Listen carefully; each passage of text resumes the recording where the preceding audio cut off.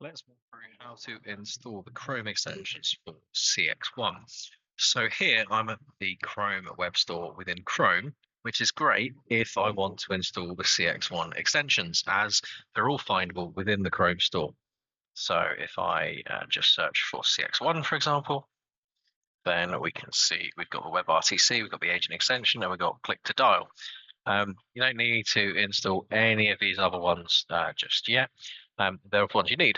So Chrome, nice and easy. Well, what's the case when we're within Edge as our browser? Well, just take the links from the Chrome store, copy and paste them when you're in Edge, and everything else is the same apart from up here it says this agent works on Edge. So we click Get Extension, we add that extension, and then that is being installed.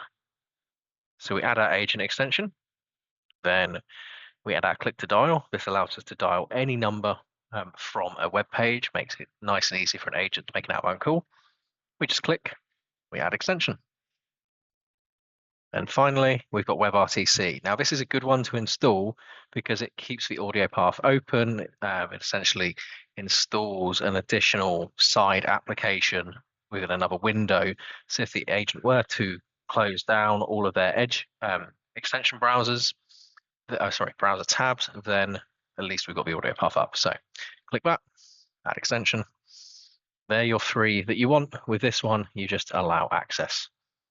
So once they're installed, firstly, what we want to do is we are just going to pin the agent extension if we want to. Don't need to worry about anything else. If we click here and just refresh our browser, we now have CXone agent. Let's get rid of that.